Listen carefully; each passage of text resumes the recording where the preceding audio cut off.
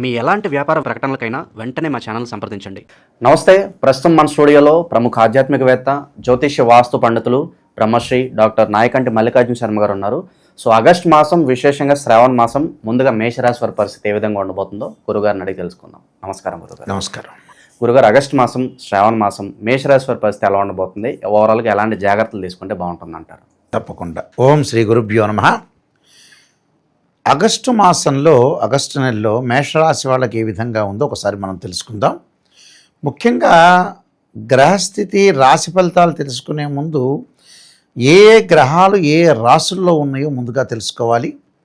August నెలలో శుక్ర గురువులు మిథున రాశిలోను, అలానే ఆగస్టు నెలలో ద్వితీయార్థంలో శుక్రుడు కర్కాటక రాశిలోకి వెళ్ళటం 21వ తారీఖున, రవి బుధులు కర్కాటక రాశిలో సంచారం చేయటం, ద్వితీయార్థంలో రవి సింహరాశిలోకి వెళ్ళిపోవటం, అలానే కుజుడు కన్యారాశిలో సంచారం చేయటం, రాహు కుంభరాశిలోను, కేతు సింహరాశిలో సంచారం చేయటం, శని వక్రస్థితిలో మీనరాశిలో సంచారం చేస్తారు.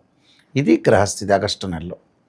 మరి మేషరాశి వాళ్ళకి ఏ విధంగా ఉండబోతుంది? నిజంగా ఇవన్నీ కూడా గోచారరీత్యా చెప్పబడే ఫలితాలు అంటారు. అంటే this is the transit system అంటారు. ఈ ట్రాన్సిట్ సిస్టంలో గోచారం అనేది ఏమిటి అని అంటే, జన్మజాతకం అనేది చాలా మోస్ట్ ఇంపార్టెంట్. ఆ తర్వాతనే గోచారం. ఏమిటి ఆ గోచారం తీసుకోవాల్సిన కారణం ఏమిటి అని అంటే, మనిషి ఎంత కష్టపడినా కూడా ఆవగించంత అదృష్టం అనేది ఉండాలంటారు.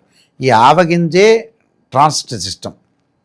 అంటే గ్రహాలు ఆ నెలలో మారుతూ ఉండగా ఆ గ్రహాల యొక్క అనుకూలత అనేది మనకి క్షణంలో మనం పనిచేసామంటే, క్షణంలో ఒక మనిషి కనపడ్డాడంటే ఆ ప్రయోజనాలు అనేది తొందరగా ఆ 20 రోజుల్లోనో, 10 రోజుల్లోనో, 15 రోజుల్లోనో మన అదృష్టాన్ని వరించే అవకాశాలు కూడా ఉంటాయి. క్షణం చాలు అదృష్టాన్ని వరించాలంటే. అయితే ఇక్కడ మేషరాశి వాళ్ళకి ఏ విధంగా ఉండబోతుంది? మేషరాశి వాళ్ళకి ముఖ్యంగా శని వక్రగతిలో ఉండటం వల్ల అధిక లాభాలు కలుగుతాయి. శని మనకి వక్రగతిలో జూలై 12 నుంచి వక్రగతి ప్రారంభమైన 137 రోజుల పాటు ఉంటుంది. ఆగస్టు నెలలో కూడా వక్రగతి అనేది ఉంది. ఆ శని ఎప్పుడైతే వక్రగతిలో ఉండటం వల్ల ఆరోగ్యం అనేది కొంత మెరుగుపడుతుంది. అంటే ఆయుష్కారకుడైన ఆ శని అనుకూలంగా ఉన్నాడు. ఆరోగ్యం నుంచి దీర్ఘకాలిక వ్యాధులు ఉన్నవాళ్ళు కానీ, అలానే యాక్సిడెంట్ జరగబోయే వ్యక్తులు కానీ, ఇలాంటి వాళ్ళందరికీ కొంత ఉపశమనం అని చెప్పచ్చు. అంటే యాక్సిడెంట్ జరగకుండా ఉంటుంది అని అర్థం. అంటే ఆరోగ్యపరంగా అనుకూలంగా ఉండే వాతావరణం బాగా ఎక్కువ ఉంటుంది. అంటే దీర్ఘకాలిక వ్యాధులు ఉన్న వాళ్ళైనా, మామూలు వ్యాధులు ఉన్న వాళ్ళైనా, ఎవరైనా సరే ఆరోగ్యం అనేది గతం కంటే కూడా ఇప్పుడు మెరుగుపడుతుంది. పనులన్నీ కూడా కొంత వేగవంతం అవుతాయి. చకచకా జరిగిపోయే అవకాశాలు ఎక్కువ ఉంటాయి. ప్రణాళికాబద్ధంగా ముందుకు వెళ్ళే అవకాశాలు ఎక్కువగా ఉంటాయి. అలానే మేషరాశి వాళ్ళకి రాహు యొక్క బలం వల్ల కూడా జీవితంలో విదేశాలకు వెళ్ళే అవకాశాలు, అలానే విదేశాలతో పాటు ముఖ్యంగా ఏం జరుగుతుందనంటే, మనకి విదేశాలు వెళ్ళటమే కాదు, ఇక్కడ కంపెనీ త్రూ కూడా అక్కడ జాబ్ సోర్స్ అనేది బాగా ఎక్కువ ఉండటం, అక్కడ కొన్ని పెట్టుబడులు పెట్టే అవకాశాలు ఎక్కువ ఉండటం, ఆ పెట్టుబడులతో పాటు ప్రతి పనిలో కూడా కొంత ముందంజ వేసే అవకాశాలు ఎక్కువగా ఉంటాయి. అదొకటి చాలా ఇంపార్టెంట్. అంటే ఏదో రకమైన వ్యాపారాలు, ఒక జాబ్ పర్పస్సే కదా, జాబ్ అనే కాదు కదా, వ్యాపారాల్లో కూడా ముందుకు వెళ్ళే అవకాశాలు బాగా ఎక్కువగా ఉంటాయి. అంటే రాహు వల్ల విదేశాలకు వెళ్ళే అవకాశం అనేది ఎక్కువ పెరుగుతుంది అని అర్థం మేషరాశి వాళ్ళకి. అలానే 6వ స్థానంలో కుజుడు ఉన్నాడు. అంటే భూములు, ఇళ్ళు కొనుగోలు చేయటాలు. షష్టమంలో కుజుడు చాలా మంచివాడు. అంటే కుజుడు 3, 6, 11 స్థానాల్లో ఉంటే మంచివాడు, శాస్త్రం అది. అంటే ప్రజలందరూ కూడా తెలుసుకోవాల్సిన విషయం అది. 6వ స్థానంలో కుజుడు మంచివాడు, లాభస్థానం రాహు మంచివాడు. శని వక్రగతిలో పొందటం వల్ల మేషరాశి వాళ్ళకి మంచిది. అంటే చెడు ఫలితాలు ఇవ్వకుండా ఉంటుంది. అంటే శని, రాహు, కుజుడు 3 కూడా బాగున్నాయి. అంటే కుజుడు వల్ల భూములు, ఇండ్లు, కోర్టు సమస్యలు పరిష్కారం కావడం, అన్నదమ్ముల మధ్యలో సఖ్యతగా ఉండే అవకాశాలు ఎక్కువగా ఉంటాయి. అంటే సో ఈ 3 గ్రహాలు బాగున్నట్టు అర్థం. మరి మిగతా గ్రహాలు ఎలా ఉన్నాయి అనేది కూడా మనం చూడాలి కదా. అయితే జాతకపరంగా బుధుడు 4వ స్థానంలో ఉన్నాడు. బుధుడు కూడా 4వ స్థానంలో ఉంటే మంచి ఫలితాలను ఇస్తాడు. అంటే వ్యాపారపరంగా అనుకూలంగా ఉంటుంది, బుద్ధిబలం బాగా పెరుగుతుంది. అలానే పార్ట్నర్షిప్ సంబంధించిన ఏదైతే బిజినెస్ సంబంధించినవి ఉంటాయి, అలాంటివన్నీ కూడా అనుకూలంగా ఉంటాయి. అంటే నూతన వ్యాపారాలు ప్రారంభం చేయొచ్చు, కానీ స్మాల్గా పెట్టుబడి అనేది పెట్టాలి, ఎక్కువ పెట్టుబడి పెట్టకూడదు. ఎందుకంటే వీళ్ళకి జాతకంలో మేషరాశి వాళ్ళకి గోచారరీత్యా శుక్రగురువులు బాగల నిజం చెప్పాలంటే, కానీ బుధుడు బాగున్నాడు నిజం చెప్పాలంటే. బుధుడు బాగుండటం వల్ల కొంత పెట్టుబడి పెట్టి ముందుకు వెళ్ళచ్చు, అలానే హెవీగా పెట్టుబడులు పెట్టి ముందుకు వెళ్ళకూడదు. అలానే ఇక్కడ రవి యొక్క బలం వల్ల కూడా ఉద్యోగపరంగా ఇబ్బందులు ఏమి ఉండవు, ఉద్యోగపరంగా ఇబ్బందులు లేకుండా ఉంటాయి. నూతన ఉద్యోగాలు చేరే అవకాశాలు ఎక్కువ ఉంటాయి. ఎంప్లాయ్మెంట్ విషయంలో మటుకు అనుకూలంగానే ఉంటుంది వీళ్ళకి. అయితే ప్రైవేట్ సెక్టార్లో ఉన్న వ్యక్తులకు కూడా ఆ ఉద్యోగంలో మిశ్రమైన ఫలితాలు ఉంటాయి వాళ్ళకి. అంటే వచ్చిన ఉద్యోగాన్ని సద్వినియోగం చేసుకోవాలి. ఏదో ఒక బ్రహ్మాండంగా ఉద్యోగం వస్తుందని అనుకోకుండా వచ్చిన ఉద్యోగాన్ని సద్వినియోగం చేసుకొని ముందుకెళ్ళటం చాలా మంచిది మేషరాశి వాళ్ళు. దానితో పాటు మిగతా గ్రహాలు మనం చూసుకునేటట్టయితే కేతు ఉంటాడు పంచమ స్థానంలో. సంతానపరంగా కొన్ని ఇబ్బందులు కలిగే అవకాశాలు ఎక్కువ ఉంటాయి. అంటే సంతానపరంగా రాస్యాధిపతి కుజుడు షష్టమంలో ఉన్నాడు, చాలా బలంగా ఉన్నాడు ఇక్కడ. అయితే కేతువు యొక్క బలం అనేది కొంత తక్కువగా ఉంది. ఆ కేతువు యొక్క బలం తక్కువగా ఉండటం వల్ల కొద్దిగా స్థానచలనాలు జరగటాలు, అంటే ప్రమోషన్లు ఉండవు వీళ్ళకి, కానీ స్థానచలనం జరుగుతుంది. అంటే ఇంక్రిమెంట్ అనేది ఉండదు, బట్ ట్రాన్స్ఫర్ అవుతారు. ఏదో హైదరాబాద్ నుంచి గుంటూరు, లేదా గుంటూరు నుంచి విజయవాడ, వైజాగ్, కర్నూలు సంథింగ్ ఏదో ఊరు వెళ్ళిపోతారు, ట్రాన్స్ఫర్ అవుతుంటారు. ట్రాన్స్ఫర్ జరుగుతుంటుంది కానీ బట్ మానసికంగా కొంత ఆందోళన ఉంటుంది. అంటే సైకలాజికల్గా మెంటల్లీ డిజార్డర్ ఉండే అవకాశాలు ఎక్కువ ఉంటాయి.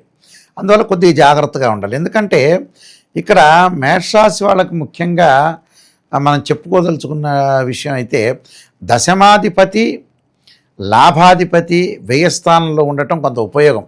శని వక్రగతిలో ఉన్నాడు కాబట్టి. అలానే మేషరాశి వాళ్ళకి రాస్యాధిపతి షష్టమంలో ఉండటం వల్ల ఉపయోగం, శత్రువులు మిత్రులుగా మారిపోతారు. అలానే ఇక్కడ వీళ్ళకి వచ్చేటప్పటికల్లా అష్టమాధిపతి కూడా, అంటే ఇక్కడ రాస్యాధిపతి అష్టమాధిపతి షష్టమంలో ఉండటం వల్ల శత్రువులు మిత్రులుగా మారిపోతారు. అందువల్ల ఆరోగ్యపరంగా ఇబ్బందులు లేకుండా ఉండే అవకాశాలు ఖచ్చితంగా ఉంటాయి. అంటే ఇవన్నీ కూడా కొంత అనుకూలంగా ఉంటాయని చెప్పుకోవచ్చు. ఇక గురువు మన శుక్రుల దగ్గరికి వచ్చేటప్పటికల్లా ఈ మేషానికి 3వ స్థానంలో, తృతీయ స్థానంలో గురువు శుక్రుడు ఉన్నారు. తృతీయ స్థానంలో గురువు శుక్రుడు ఉండటం వల్ల ఆర్థిక పరంగా కొన్ని ఇబ్బందులు కలిగే అవకాశాలు ఒకటి ఉంటాయి. అంటే ఫైనాన్షియల్ పరంగా ఆర్థికంగా డబ్బులు ఖర్చు అయ్యే అవకాశాలు ఎక్కువ ఉంటాయి. అంటే వృధా కూడా ఖర్చు అయ్యే అవకాశాలు ఉంటాయి. 50% వృధా ఖర్చులు అవుతుంటాయి, 50% కావలసిన ఖర్చులు ఉంటాయి. కానీ బట్ ఏదైనా సరే ఆర్థిక పరంగా ఆదాయం అనేది పొదుపు చేసుకుని ముందుకెళ్ళటం చాలా మంచిది. పొదుపు చేసుకోలేకపోతే కష్టం అవుతుంది. ఇక్కడ ఏం జరుగుతుంది, వీళ్ళకి ముఖ్యంగా వచ్చేటప్పటికల్లా మేషరాశి వాళ్ళకి వ్యయాధిపతితో పాటు దశమాధిపతి గురువు అయ్యాడు. తృతీయ స్థానంలో ఉండటం వల్ల ఆర్థిక పరంగా చిక్కులు లేకుండా చూసుకోవాలి. ఎవరికి పడితే వాళ్ళు డబ్బులు ట్రాన్సాక్షన్స్ చేయకూడదు, దానివల్ల కూడా ఇబ్బంది. విద్యార్థులు అధిక శ్రద్ధతో చదవడం చాలా మంచిది. అలానే శుక్రుడు విషయానికి వచ్చేటప్పటికల్లా మేషరాశి వాళ్ళకి ద్వితీయాధిపతి శుక్రుడు అయ్యాడు. ఆ ద్వితీయాధిపతితో పాటు సప్తమాధిపతి కూడా శుక్రుడయ్యి తృతీయ స్థానంలో ఉండటం వల్ల వివాహ సంబంధించిన విషయాలు ఆలస్యం జరుగుతాయి. అంటే తర్వాత రోజుల్లో ఫర్దర్గా జరుగుతాయని వివాహ సంబంధించిన విషయాలు కొద్దిగా జాగ్రత్తగా ఉండాలి. ఎప్పుడు జరుగుతాయి వివాహానికి సంబంధించిన అంటే శుక్రుడు మారతాడు 21వ తారీఖు ఆగస్టులో, అంటే చతుర్థ స్థానంలోకి వస్తాడు. చతుర్థ స్థానంలో మంచిది, అంటే మంచి సుసంపన్నమైన కుటుంబం నుంచి అమ్మాయి కానీ అబ్బాయి కానీ వచ్చే అవకాశం అనేది ఖచ్చితంగా ఉంటుంది. కాబట్టి ఎలాంటి ఇబ్బందులు లేకుండా ముందుకు వెళ్ళొచ్చు. కొన్ని పరిహారాలు చేసుకొని ముందుకెళ్తే వాళ్ళకి మంచి రిజల్ట్స్ వచ్చే అవకాశం ఖచ్చితంగా ఉంటుంది. గురుగారు, విశేషంగా ఎలాంటి పరిహారాలు పాటించడం వల్ల ఈ శ్రావణ మాసంలో మేషరాశి వాళ్ళకి బాగుంటుందంటారు? దత్తాత్రేయ స్వామి యొక్క పారాయణం చేయటం ఒకటి, దత్త కవచం ఒకటి, అలానే గురుగ్రహం అంటే దేవగురు అయిన బృహస్పతి యొక్క అనుగ్రహం అనేది సాధించాలి, అదొకటి. దాని తర్వాత వాళ్ళు చేయాల్సింది కేతు యొక్క అనుకూలత. కేతువుకి అధిష్టాన దేవత అయిన గణపతి యొక్క ఆరాధన, గకార అష్టోత్తరంతో గణపతి యొక్క ఆరాధన చేయాలి.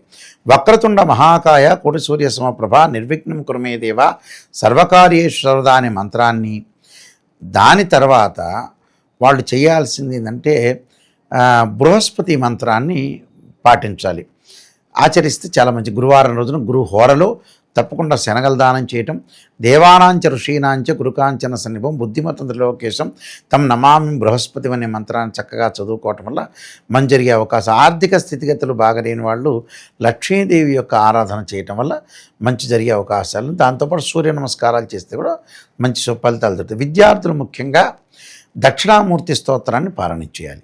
ఓవరాల్గా ఈ రాశి వాళ్ళకి ఏ విధంగా ఉండబోతుందో మీ మాటలు అద్భుతంగా వివరించారు. ధన్యవాదాలు గురుగారు. మేషరాశి వాళ్ళందరికీ కూడా ఆగస్టు మాసంలో అన్నీ కూడా శుభాలన్నీ కూడా జరగాలని ఆశిస్తూ సర్వే జనా సుఖినో భవంతు.